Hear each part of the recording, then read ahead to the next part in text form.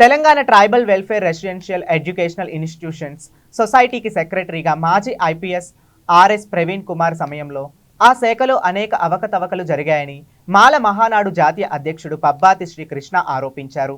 ఆయన హయాంలో ఆ శాఖలో జరిగిన ఉద్యోగ నియామకాలలో మాలలకు తీవ్ర అన్యాయం జరిగిందని, వాటిపై జ్యుడిషియల్ ఎంక్వైరీ చేపట్టాలని రాష్ట్ర ప్రభుత్వాన్ని డిమాండ్ చేశారు.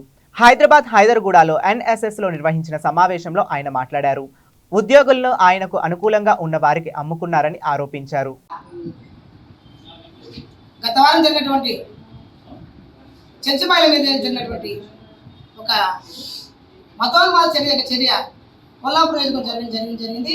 ఆమె ఆదివాసి చెంచుమాయిల, ఆమె పేరు ఈశ్వరమ్మను ఇసుక మాఫియా గుండాలు మానభంగం చేసి అది చాలినట్టుగా అది సరిపోదని మళ్ళీ పచ్చిమిరపకాయలు దంచి ఆ కారం అంతా మొత్తం వల్లంతా పట్టించి మంచాన్ని కట్టివేసి వాళ్ళ అక్క బావను బెదిరించి సహకారం చేయకపోతే మేము సంపాదించడం బెదిరించడం వల్ల బెదిరించి ఆ మీరు పెట్రోల్ పోసి తగ్గించేటువంటి ప్రయత్నం చేస్తుంటే ఎవరో కొంతమంది మహానుభావులు కొంత తెలిసినటువంటి వాళ్ళు ఇంటర్ కావడం బయటికి రావడం ఇదంతా జరిగి 10 రోజులు అయింది. అప్పుడు ఎమ్మెల్యే గారు పరామర్శించారు, తీసుకొచ్చి ఇప్పుడు ఆమె ఏరియా హాస్పిటల్ మార్గంలో ఉంది. ఇట్లాంటి దుర్మార్గమైనటువంటి ఇసుక మాఫియా గతంలో కూడా జరిగింది. సిసిలో జరిగిన సంఘటన అక్కడ దళితులు బలైపోయారు.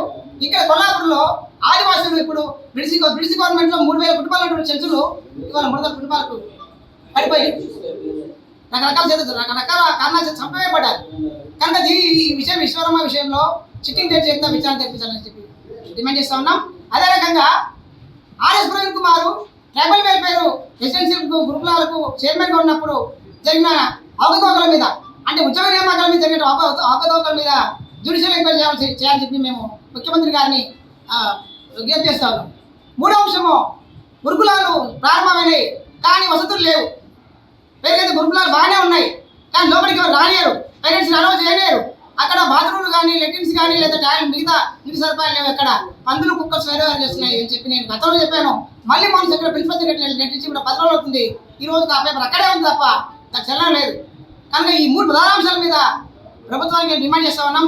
వెంటనే ఈ ఈశ్వరమ్మ విషయంలో ప్రజెంట్ ఉన్న మంత్రి పనిచేసింది కాబట్టి మానవాళిలో మేమేమంటున్నామంటే ఆ మహిళ మీద వాళ్ళ అక్కబావ మీద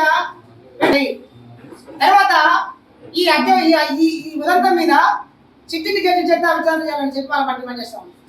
అదే రకంగా బాధిత కుటుంబానికి ఇవ్వాల్సిన అవసరం ఉంది. ఇది అట్రాసిటీ కేసులో ఉంటుంది. అట్రాసిటీ కేసులో 21 సెక్షన్స్ ఉంటాయి. కానీ పోలీసులు ఏం చేస్తారంటే 41 సిఆర్పిసి తీసి పక్కన పెట్టేసి ఆ కేసుతో 2 మగవాళ్ళను 2 ఆడవాళ్ళు మాత్రమే రిమాండ్ చేశారు. ఇంకో ప్రధాన పోతే తప్పించుకొని పోయారు. మరి చీమ చిటుక్కుమని చేసేటువంటి ఫ్రెండ్లీ పోలీసింగ్ అంటే పనిచేయదా? కేవలం అగ్రకులాల మాత్రం పనిచేస్తున్నాను నేను సూటిగా ప్రశ్నిస్తున్నాను. తర్వాత పోలీసు వారు రకరకాల డిపార్ట్మెంట్స్ ఉంటాయి. స్పెషల్ బ్రాంచ్ ఉంటుంది, క్రైమ్ బ్రాంచ్ ఉంటుంది, ఇంటెలిజెన్స్ బ్రాంచ్ ఉంటే మాట్లాడలే, ఒక్క మీడియాలో రాలేదు, ఒక అధికారి మాట్లాడలేదు, ఒక పోలీస్ అధికారి మాట్లాడలే, ఒక ప్రతిపక్షం మాట్లాడలే. మానవాడు సోషల్ మీడియా ద్వారా మాట్లాడిన తర్వాత అప్పుడు ఆ కుటుంబాన్ని మిగతా వాళ్ళు ప్రజా సంఘాల వాళ్ళు కలవడం, మా జిల్లా కమిటీ వాళ్ళ దగ్గర హోమ్ మినిస్టర్ ఉంది, ఎడ్యుకేషన్ మినిస్టర్ మీ దగ్గర ఉన్నాయి, అన్ని మీ దగ్గర పెట్టుకొని